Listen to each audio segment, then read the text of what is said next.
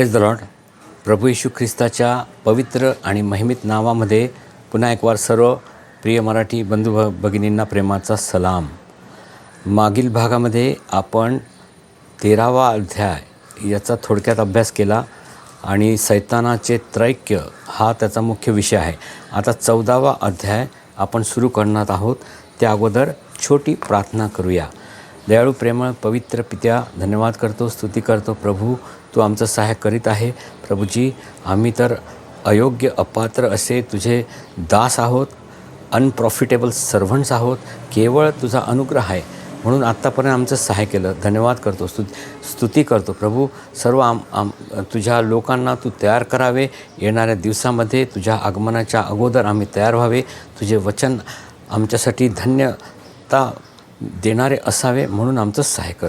छोटीशी प्रार्थना प्रभू येशूच्या नावाने मागतो म्हणून तो आहे. आमेन. आता आपण 14व्या अध्याय आणि थोडक्यात जमल्यास 15वा, तो पण छोटा आहे म्हणून त्याचा आपण अभ्यास करण्याचा प्रयत्न करूया. 14व्या अध्यायामध्ये जे टॉपिक्स आहेत, ज्या विषयांचा त्याच्यात उहापोह केलेला आहे. प्रथम फळ आहे, त्याच्यामध्ये प्रथम फळ म्हणजे कोण लोक आहोत. त्याच्यानंतर हंगाम आहे, त्याच्यानंतर सार्वकालिक सुवार्ता आणि चौथा म्हणजे क्रोधाची कापणी. असे 4 विषय यामध्ये आहेत. वचन 1 ते 5 प्रथम फळ याबद्दल चर्चा आहे. वचन 6 ते 13 सार्वकालिक सुवार्ता आहे. 14 ते 16 हंगामाची गोष्ट आहे आणि 17 ते 20 आपल्याला क्रोधाची कापणी दिसून येते. योहानाने कोकऱ्यास सियोन डोंगरावर उभे असलेले पाहिले, म्हणजे स्वर्गात, आणि त्याच्याबरोबर 144,000 माणसे ज्यांच्या कपाळावर त्याचे नाव व पित्याचे नाव लिहिले आहे अशी होती. हे सर्वजण पृथ्वीवरून विकत घेतलेले आहेत आणि हे देवासाठी आणि ते कोकऱ्यासाठी प्रथम फळ असे विकत घेतलेले आहेत. आपण वचन वाचूया. या ठिकाणी आपण 3 आणि 4 वचन वाचूया.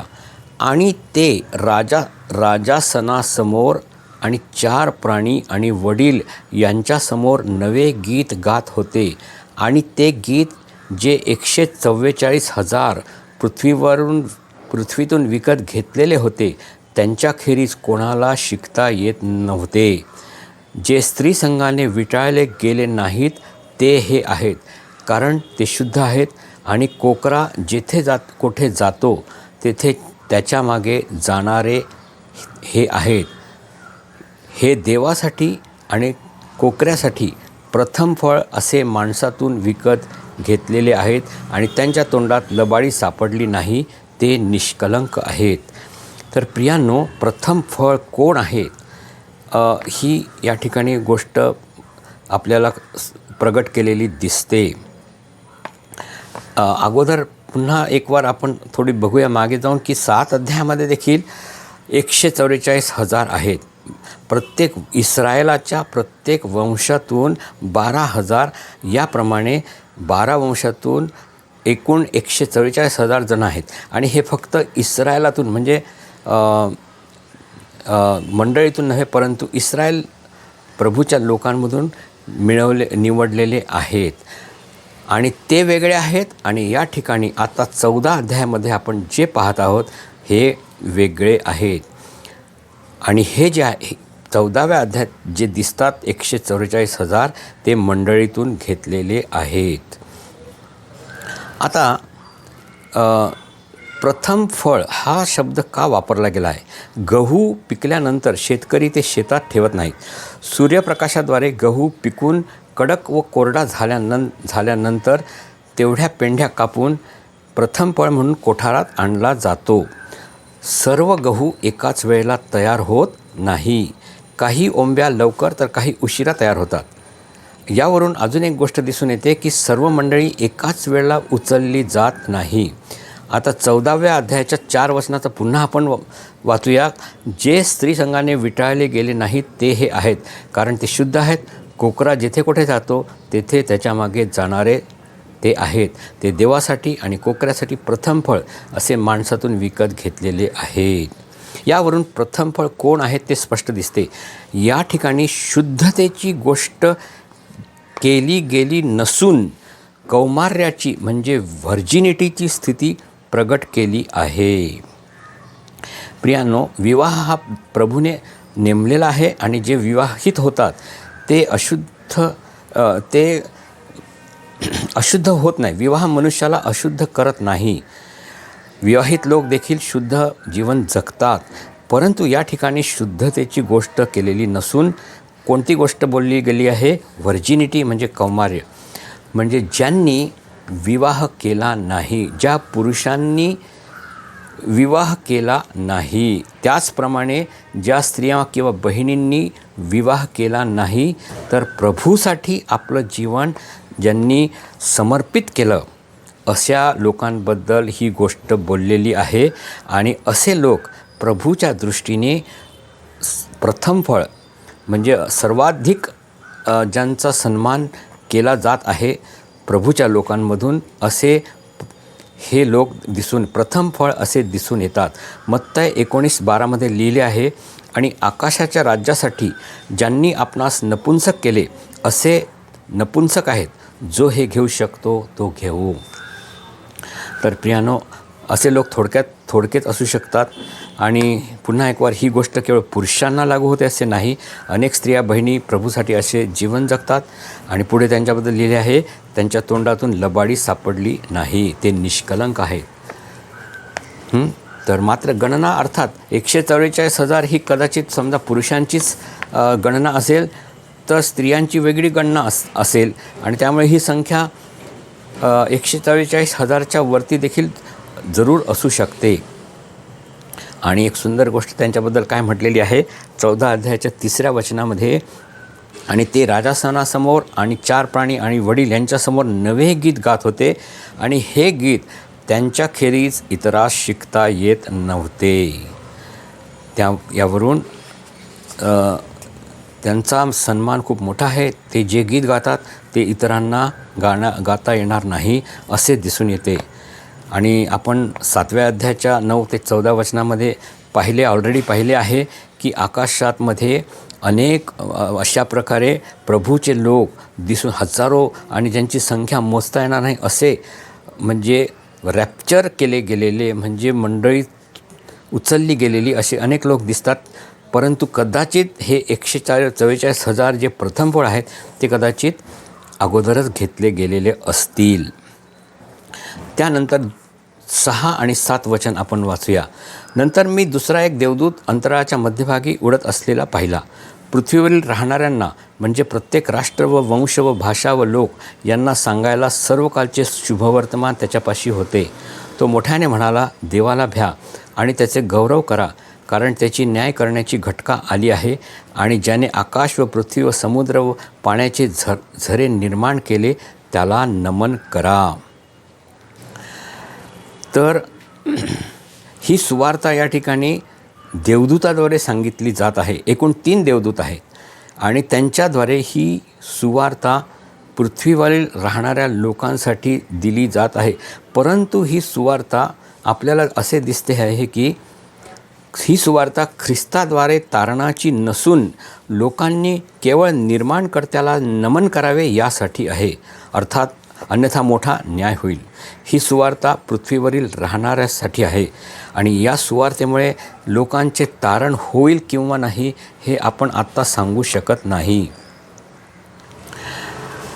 मत्तय 25 अध्याय 34 ते 40 या शास्त्रभागानुसार संकट काळात जे पृथ्वीवरील लोक ख्रिस्ती व यहुदी लोकांना मदत करतील त्यांना प्रभू काय म्हणतो? त्यांना म्हणतो, माझ्या पित्याचे आशीर्वादित लोक हो. म्हणजे त्यांना पुत्रतेचा दर्जा असेल किंवा नाही हे आपल्याला नक्की सांगता येत नाही. कारण प्रभू माझ्या पित्याचे आशीर्वादित असे बोलतो. 14 अध्यायाच्या 8व्या वचनात लिहिले आहे, तेव्हा त्याच्या मागून दुसरा एक देवदूत येऊन म्हणाला, मोठी बाबेल नगरी पडली आहे, तिने आपल्या जार कर्माच्या क्रोधाचा द्राक्षारस सर्व राष्ट्रांना प्यावयास दिला आहे. मोठी बाबेल ह्याविषयी आपण अध्याय 17 आणि 18 यामध्ये पाहणार आहोत.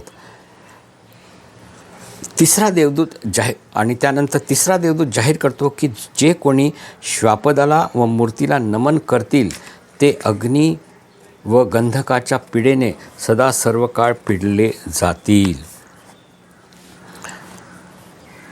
हे हे 10व्या वचनात आपण पुन्हा एक 10व्या वचन वाचूया. तर तो देवाच्या क्रोधाचा द्राक्षारस जो त्याच्या क्रोधाच्या प्यालात निर्भेळ ओतलेला असेल त्यातून पिईल आणि तो पवित्र देवदूतांसमोर आणि कोकऱ्यासमोर अग्नी व गंधक यांनी पिडला जाईल. तर प्रियानो, अशा प्रकारे श्वापदाला नमन करणे ही गोष्ट अत्यंत घातक आहे आणि त्याद्वारे जे लोक असे करतील, श्वापदाला नमन करतील, ते पिडले जातील युगानुयुग. त्याच्यानंतर 14 अध्यायाच्या 16 वचन आपण वाचूया. त्यात लिहिले आहे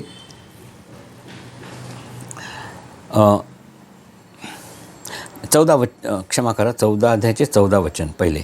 तेव्हा पहा, पांढरा ढग आणि त्या ढगावर बसलेला मनुष्याच्या पुत्रासारखा एक माझ्या दृष्टीस पडला. त्याच्या डोक्यावर सोन्याचा मुकुट होता आणि त्याच्या हातात तिखट विळा होता. आणि 15 वचन. तेव्हा दुसरा एक देवदूत मंदिरातून निघून मोठ्याने ओरडत त्या ढगावर बसलेल्याला म्हणाला, तू आपला विळा घालून काप, कारण तुझी कापणीची वेळ आली आहे, कारण पृथ्वीचे पीक पिकून गेले आहे. तेव्हा ढगावर बसलेल्याने आपला विळा पृथ्वीवर घातला आणि पृथ्वीची कापणी केली. या ठिकाणी प्रियांनो 14 अध्यायाच्या 18 वचनापर्यंत जे काही कापणी जी गोष्ट केली आहे ती कापणी म्हणजे हार्वेस्ट किंवा हंगाम अशा प्रकारची गोष्ट आहे. आणि पवित्र शास्त्रात कापणी ही संकल्पना उत्तम आणि चांगले पीक काढून घेणे या अर्थाने वापरलेली आहे. चांगला बी आपल्याला माहीत आहे, चांगले बी पेरणारा मनुष्याचा पुत्र आहे, चांगले बी हे राज्याचे पुत्र आहे. आणि असे लिहिलेले आपण वाचतो. पण पीक तयार झाले की लागलाच तो विळा घालतो, कारण कापणीची वेळ आली आहे, आणि गहू कोठारात साठविल. आणि यावरून आपल्याला काय दिसते, लक्षात घेऊया की हा समय 3 देवदूत जे सार्वकालिक सुवार्ता सांगतात त्या वेळेसचा आणि बाबेलचा पाडाव झाल्याचा आहे. या काळात श्वापदाला नमन न करणारे व बाबेलात राहूनही ख्रिस्ताला धरून राहणारे अनेक आहेत आणि ते गव्हाप्रमाणे पिकले आहेत. त्यांची कापणी होईल, कदाचित मृत्यूच्या अनुभवामधून जावे लागेल.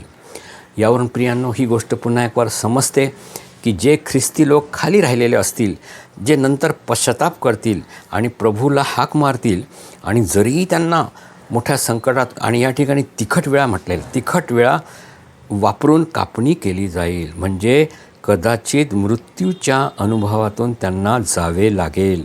तथापि ते मृत्यूला देखील मृत्यूपर्यंत ते विश्वासयोग्य राहतील आणि त्यांची कापणी होईल, म्हणजे ते पुन्हा प्रभूकडे उचलून घेतले जातील. दुसरी गोष्ट 14व्या अध्याय ती म्हणजे क्रोधाची कापणी. 14व्या अध्यायाच्या 17 वचनामध्ये आपण वाचतो, मग दुसरा एक देवदूत आकाशातील मंदिरातून निघाला, त्याच्याजवळही तिखट विळा होता. आणि दुसरा एक देवदूत वेदीपासून निघाला, त्याला अग्नीवर अधिकार होता, आणि ज्याला तिखट विळा होता त्याला तो मोठ्याने हाक मारून म्हणाला, तू आपला तिखट विळा घालून पृथ्वीच्या द्राक्षवेलीचे घोस काप, कारण तिची द्राक्षे पिकली आहेत. तर दुसरी कापणी आहे. मात्र ही कशाची कापणी आहे? ही द्राक्षवेलीची कापणी आहे. आता 2 गोष्टी आहेत. एक पहिली गोष्ट म्हणजे गहू आणि दुसरी गोष्ट म्हणजे द्राक्षवेली किंवा द्राक्ष. गहू जेव्हा पिकतो आणि परिपक्व होतो तेव्हा तो कडक सुकतो, परंतु द्राक्ष परिपक्व झाल्यावर काय बनतात? अधिक रसाळ बनतात. गव्हाचा दाणा पृथ्वीशी किंवा मातीशी असलेला संबंध संपुष्टात आणतो, परंतु द्राक्ष पृथ्वीच्या अंतर्भागातून अधिक मिळवतात व रसदार बनतात. आणि गहू आणि द्राक्ष यांच्यामध्ये असा फरक आहे.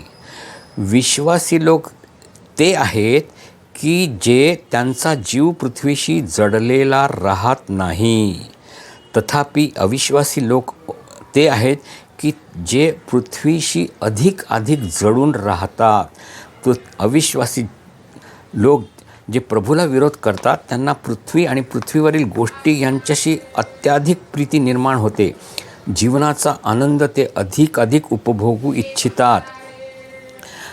जगातील बहुसंख्य राष्ट्रे जगातील सुखांसाठी अधिकतर आतुर होतात व ती मिळवतात. त्यांचा अधर्म पूर्ण होत आला आहे व त्यांचा न्याय त्वरा करतो. त्यामुळे प्रियांनो, द्राक्षकुंड ही द्राक्षे तुडविली जाऊन त्यांचा रस काढण्याची जागा आहे आणि हे न्यायाचे स्थान आहे. जे द्राक्षकुंडातून नगराबाहेर तुडवले गेले. 14 अध्यायाच्या 20 वचनामध्ये वरील शास्त्रभाग हा प्रभू येशूच्या दुसऱ्या आगमन समयी पूर्णतेस जाईल. म्हणजे प्रगट जेव्हा 7 वर्षाचा संकटकाळ संपण्याच्या वेळेस प्रभू येईल तेव्हा ही हर्मगिदोनच्या लढाईची गोष्ट आहे. 14व्या अध्यायाच्या 20 वचनामध्ये वाचले, आणि ते द्राक्षकुंड नगराबाहेर तुडवले गेले तेव्हा घोड्याच्या लगामास पोहोचेल इतके रक्त 100 कोसपर्यंत द्राक्षकुंडातून बाहेर आले.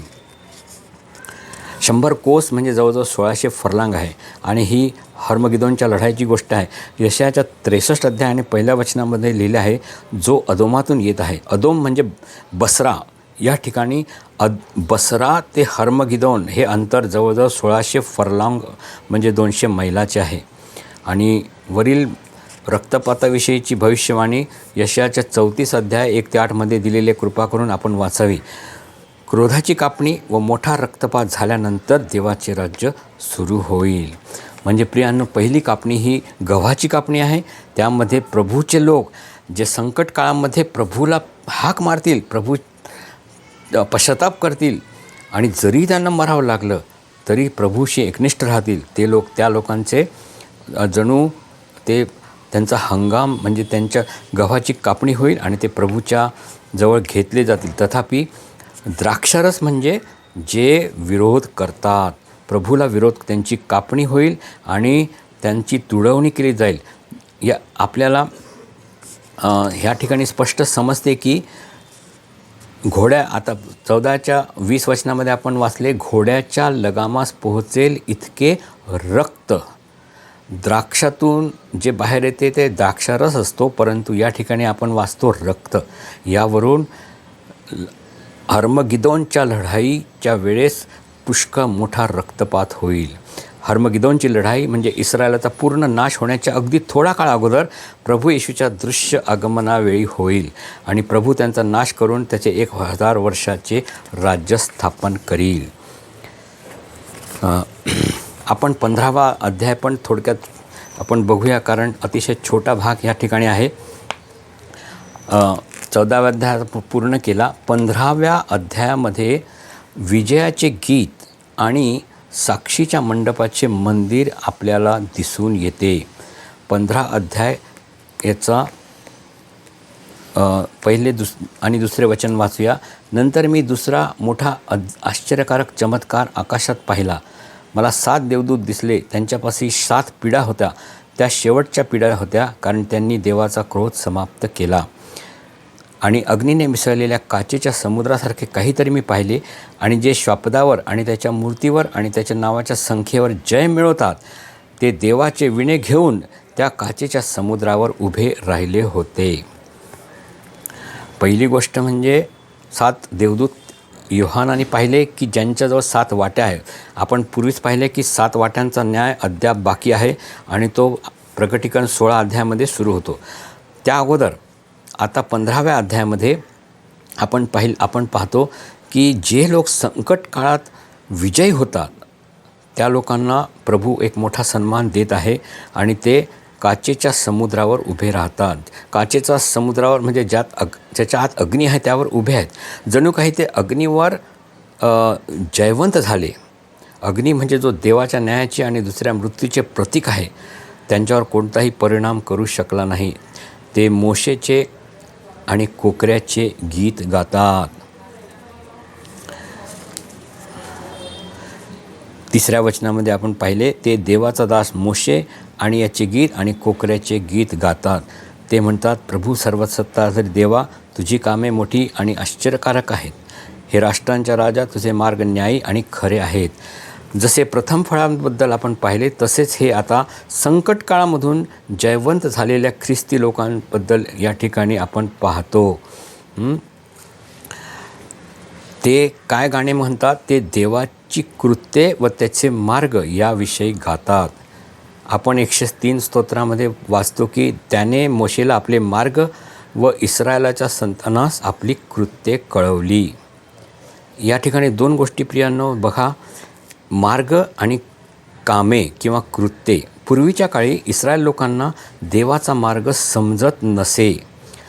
मिस्रातून बाहेर पडल्यावर प्रभू त्यांची परीक्षा घेऊ लागल्यावर ते बिथरले व बंड करू लागले. परंतु मोशेला तसेच यहोशवा व कालेब यांना प्रभूचा मार्ग समजला होता. दुर्दैवाने आजही लोकांना देवाची कामे अर्थात अद्भुत चमत्कार पाहण्याची अभिलाषा आहे. चिन्हे व अद्भुते याकडे ख्रिस्ती लोकांचा आजही प्रचंड ओढा आहे. जणू काही ख्रिस्ती जीवन चिन्ह व चमत्कार याशिवाय पूर्ण होऊ शकत नाही असा प्रचार करणारे देखील पुष्कळ आहेत. चिन्ह आणि चमत्कार म्हणजे देवाची कामे आहेत, परंतु देवाचा मार्ग मोशेला आणि थोड्या लोकांना समजला. आपण कशाचा ध्यास घेतला पाहिजे? प्रभूचा मार्ग काय आहे, त्याची कामे काय आहेत हे महत्त्वाचे नाही. मोशेने दिलेल्या आज्ञा त्यांनी पाळल्या आहेत म्हणून ते मोशेचे गीत गातात आणि जगात आणि ख्रिस्त विरोधकासमोर ते कोकऱ्याप्रमाणे म्हणजे प्रभू येशू ख्रिस्ताप्रमाणे राहून विजयी झाले आहेत म्हणून ते कोकऱ्याचे गीत गातात.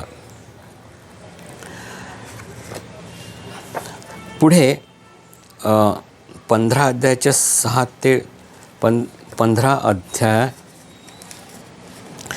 याच्या 6 आणि 8 ते 8 वचनामध्ये आपण वाचतो की आणि ज्या 7 देवदूतांपाशी त्या पिढा होत्या ते निर्मल आणि तेजस्वी तागाचे वस्त्र ल्यालेले आणि उरावून सोन्याचे पट्टे बांधलेले असे त्या मंदिरातून आले आणि त्या 4 प्राण्यांपैकी एकाने, जो देव सर्वकाळ जिवंत आहे, त्याच्या क्रोधाने भरलेल्या सोन्याच्या 7 वाट्या त्या 7 देवदूतास दिल्या आणि देवाच्या तेजापासून आणि त्याच्या पराक्रमापासून जो धूर निघाला त्याने मंदिर भरले आणि त्या 7 देवदूतांजवळ 7 पिढा संपेपर्यंत कोणी मंदिरात जाऊ शकला नाही.